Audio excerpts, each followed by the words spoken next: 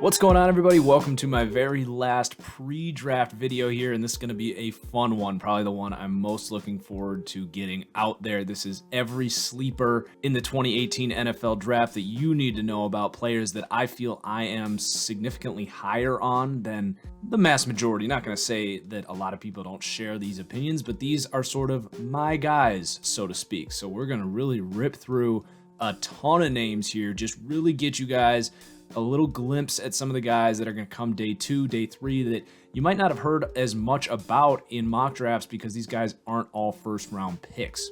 And a reminder, while these are my sleepers, you can get my full draft board. Check out right away how I feel about these guys right as the draft happens. My draft board available on Patreon or through PayPal. That information will be right below in the description. Gotten really good feedback from the people who have purchased that. A lot of people really liking that. So let's get into it here. Sleepers starting at quarterback. I'm actually going to put Josh Allen as a sleeper here because of NFL Draft Twitter and how much they are destroying what they think he's going to be. It's going to be really awkward in 2-3 years for a lot of draft analysts if he comes out and pulls a Carson Wentz, which I think is about as likely as him being a bust. He's a very polarizing guy, but I'm putting him as a sleeper here because I think a lot of people have already written him off. I've talked about how the accuracy points with his statistics just simply do not bother me. I think that's all scheme system surrounding core that led to the incompletions,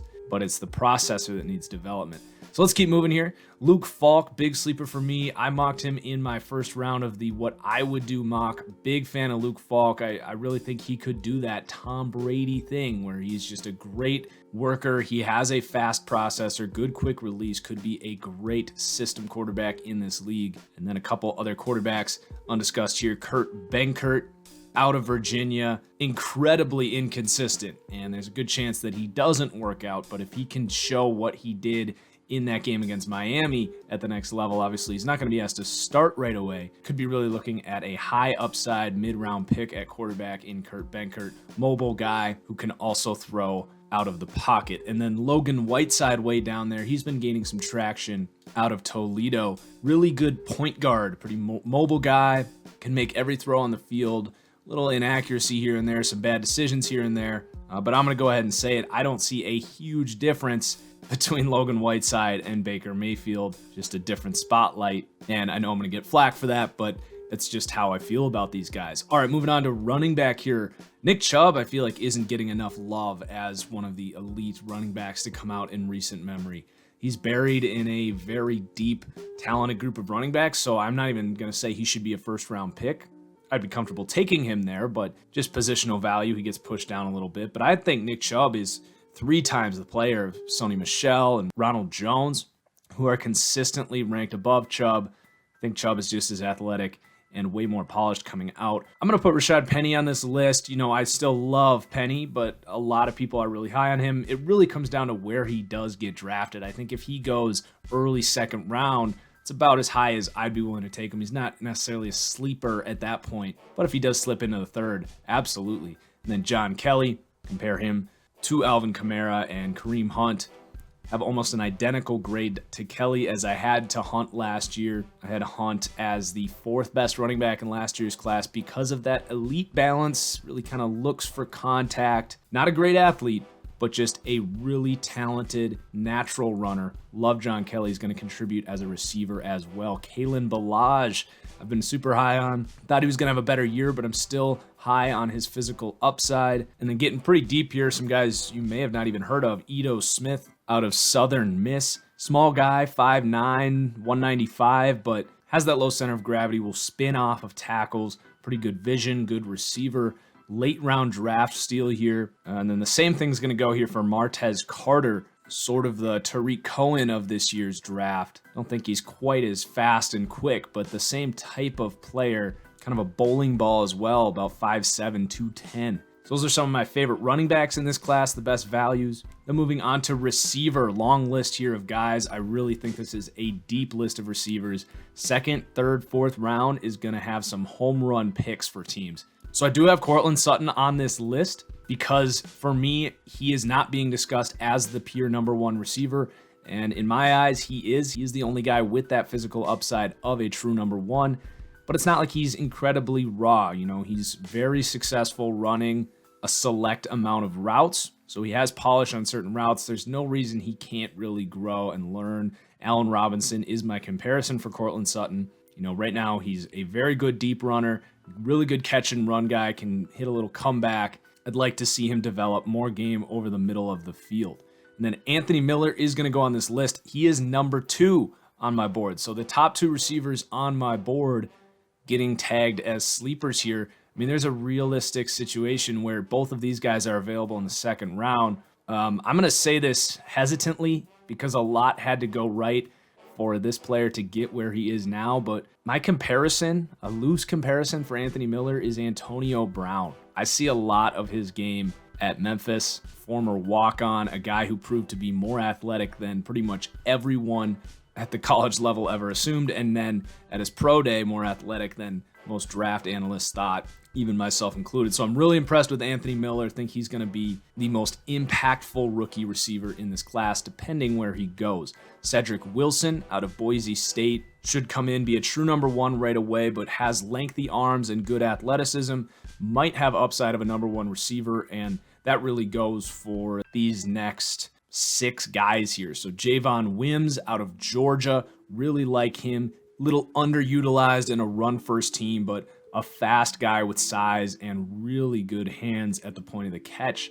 Jamon Moore out of Missouri. Comparison for me is Dez Bryant, 6'3", 207. Fast, strong, great with the ball in his hands, but can go up and get it as well. Let's throw Corey Robertson there as almost the same type of player. Deshaun Hamilton out of Penn State, sort of similar athlete to like Chris Godwin, and a little smaller version of Allen Robinson, but a really quick guy for his size, played a lot in the slot, but I think is going to be able to play all over the field, is going to be your team's number 2 receiver right away if you need him to be. Simi Cobbs Jr. out of Indiana, possibly the best hands in this class, but really quick feet. He's a little slower, so he's probably never going to be a true number 1 target, but a guy that's going to do a lot of deadly work, about 5 to 15 yards from the line of scrimmage. A tough cover with how quick he is. Not much of a deep threat, I don't think, though he will go up and get it. I think he could play in the slot. He's going to block. Really tough dude after the catch. So I like Simi Cobbs. And then Doris Fountain is a bit of a later sleeper here, probably looking 5th, 6th round. Fits the same mold. Big guy, really good going up for the ball, but pretty quick as well. Proved at his pro day that he's got the athleticism that should translate. Fountain coming from D1 AA. Those are all my favorite receivers. Tight end, got nobody on this list. Don't really think there's a lot of value at tight end in this class. I think we've seen guys being mocked in the 1st, early 2nd round. If you remember my tight end video, I was not very optimistic about this tight end class. Offensive tackle, now the steal, the day of the offensive tackle steal is kind of dead. I mean, most of the time now when you're taking a tackle, it's actually a reach based on their value or how they grade, I guess I should say. But there's a few guys I like here that I think are going to come in and be good players based on where they're getting taken. So Tyrell Crosby out of Oregon, probably the most polished, most consistent tackle, does come from a spread scheme, isn't a great athlete, but all he did in his career was protect the quarterback. He's going to go 2nd or 3rd round. And then Ike Bottker and Timon Paris, both these guys I mocked to Green Bay in the 7th-round mock in the 5th or 6th round. Bottker, just a tough Iowa tackle who didn't really play much in 2017, if at all, because of injuries. So some upside as a guy who's slipping through the cracks after not putting up any 2017 film. And then Timon Paris as the raw athlete out of Stony Brook. You're getting him super late, 6th, 7th round. Get him with a good coach. And then at guard, got Braden Smith out of Auburn. A little confused why he's not in that same discussion with Billy Price as a late 1st, early 2nd round pick at guard. Super athlete. He's 6'6", has all the size in the world. Really productive guard at Auburn. You know, I have him right behind like Isaiah Wynn and Billy Price. And then later, this is a popular one, but Colby Gossett, just kind of a badass, great finisher, and he's really shooting up, so he might even be past the steal range, but I think whatever team ends up taking him is going to get a starting guard on day 3 or maybe in the 4th round. All right, interior defensive lineman here. Got to throw Maurice Hurst on here for all of the people that don't have him as a first-round pick. I think that's insane. I mean, he is a little under what Aaron Donald was coming out. He's not quite as freaky of an athlete, but his tape is almost identical. I love undersized D linemen. It's going to be a theme with this list of sleepers here. Low man wins, man, and when you are fast and explosive to pair with that, sure, he might not be eating doubles and getting off of them to make an impact in the run game, but you pair him with a collection of good pass rushers and he's pretty much unblockable. And it's not like he can't beat double teams either. I just love Maurice Hurst. All right, Harrison Phillips out of Stanford, just the best run defending defensive tackle outside of maybe Vita Vea. You're getting him in the second, maybe even third round. Super strong guy, amazing anchor. Then we got Rasheem Green out of USC. Now, what is he going to be? Is he going to be an edge rusher or a 3-4 end or a 4-3 tackle? We don't really know. He still has some weight to gain. He's still super young, but reminds me in a way of Danielle Hunter coming out as just that freak athlete who's super young and is going to grow into his body, although Green might play a little different of a position. We got Nathan Shepard. Now, he's not necessarily a sleeper because of his upside, although I think he could be a really good starting defensive tackle. He's 25 years old, coming from a smaller school, but I just really like his game, and he's a good athlete. I think he's going to plug in and be your second best defensive tackle right away for a lot of teams. You're getting him third, fourth round. Deidrin Sanat, we talked about undersized D tackles. Sanat out of USF, really explosive guy.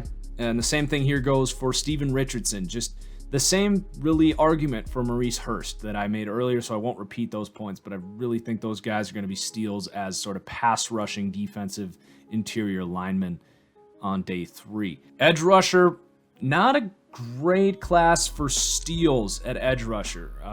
Harold Landry, I will put on this list just because I've seen him going late teens. I think he is well worth a top 10 pick. Big fan of Landry's game. I call him Baby Von Miller. Lorenzo Carter, just an incredibly high upside edge rusher. If he puts on weight, he could play 4-3 end, but I like him as an outside linebacker right now. Really good bend, but he uses his arms well, actually gets off blocks really well when they try to run at him. So he's going to continue to grow into his body, and I really do think of Leonard Floyd as a great comparison for him, even if that's a little lazy, considering the same size out of the same school. I'll put Duke Ejiofor on this list, really just undiscussed guy at all throughout this entire draft process, coming off an injury, so you don't get the workout grades, which means a lot of people just aren't going to talk about him because you're not seeing him. But he has some of the most polished edge rush tape of anyone in this class. In my very first mock draft, I had him going in the first round. Now you could be getting him late second, early third, or even later, and that is just insane. So, this makes me think a little bit of like a player I loved last year in Carl Lawson, who had some injury concerns. If you're a 4-3 team and you need a second pass rusher, and he's sitting there in the second, third round, that is a massive steal. Duke Ejiofor out of Purdue. And then Leon Jacobs I'll throw on this list as well. Now, he might actually end up being more of a Anthony Barr 4-3 outside linebacker type, but just a freaky athlete. I mean, just the measurables are just insane. His tape's pretty good. He plays the run well. He'll rush the passer, but it's all pretty raw stuff, relying on that speed and pursuit. So if he's going to be an edge rushing outside linebacker, he's got a little growth to do, but I really do think he could come in and just make an impact based on how big, fast, and strong he is. And that's a nice transition into linebacker here. A lot of these guys we did talk about already in my linebacker video, but Dorian O'Daniel, essentially a safety, but is strong enough to play linebacker.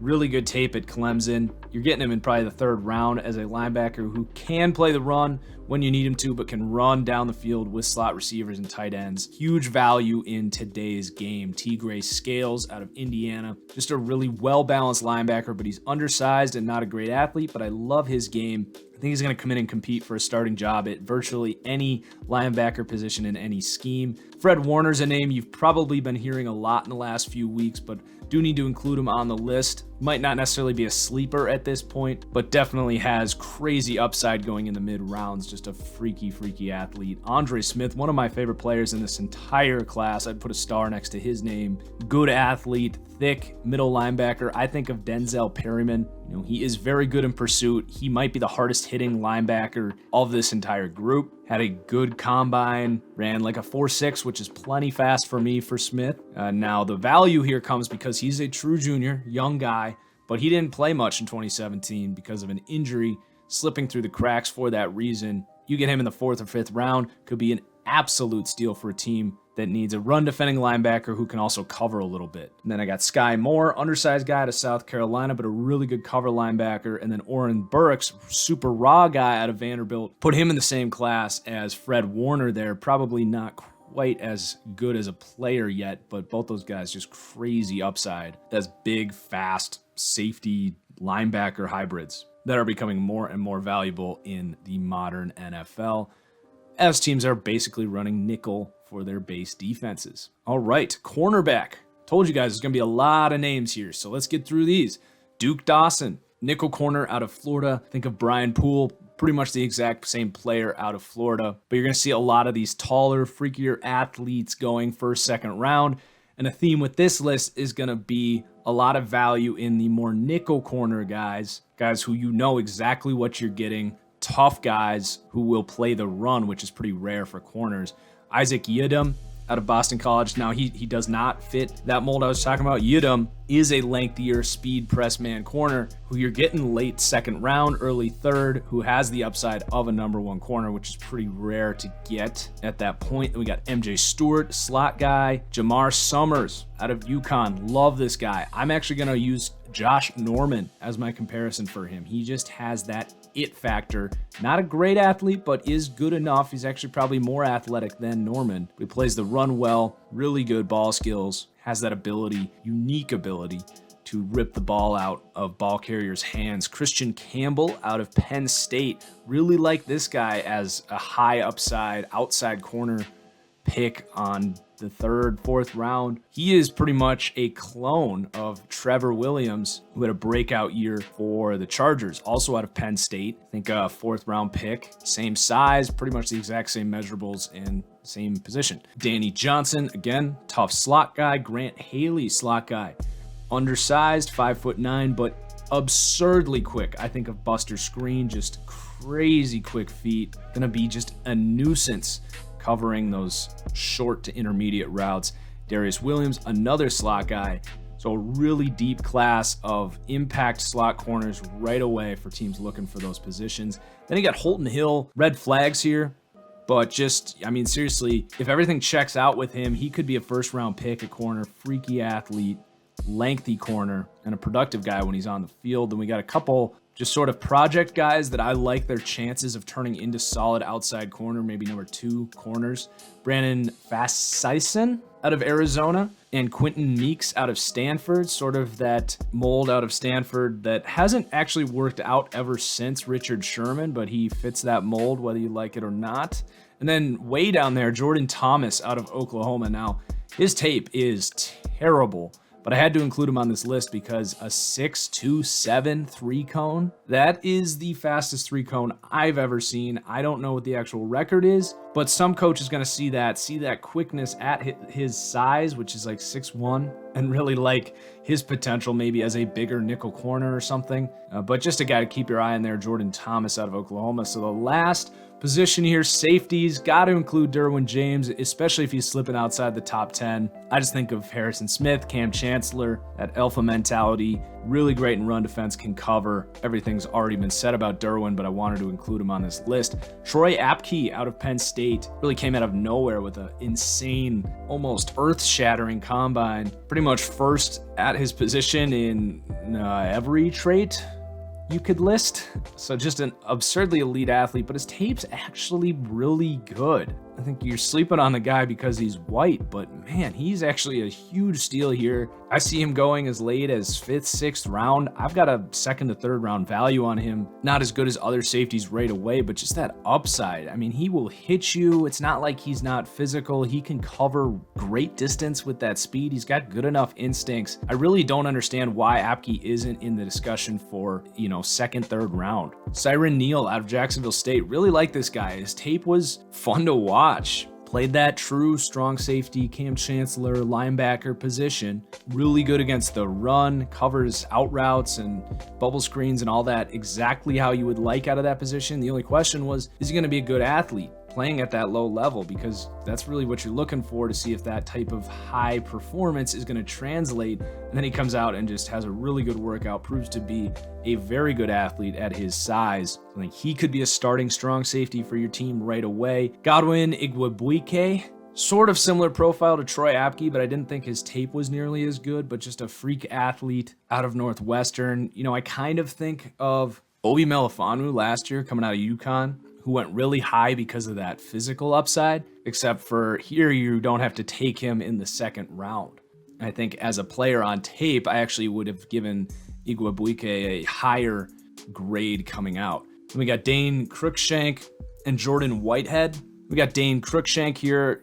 Again, freak athlete. I know it's been kind of a theme here for the safeties, but I like big, fast, athletic safeties in the modern game who can really grow to do anything you ask. And as long as they showed enough in college, I'm willing to think that they can continue to grow. And then Jesse Bates, one of the few true center fielders in this class, and actually saw he was mocked in the 1st round by Brett Coleman. I wasn't sure other people were as high on this guy as me. I don't have him that high. So, if you ask Brett, he would say I'm not sleeping on him at all. But I've got him, 2nd, 3rd, maybe even 4th round as a starting free safety right away.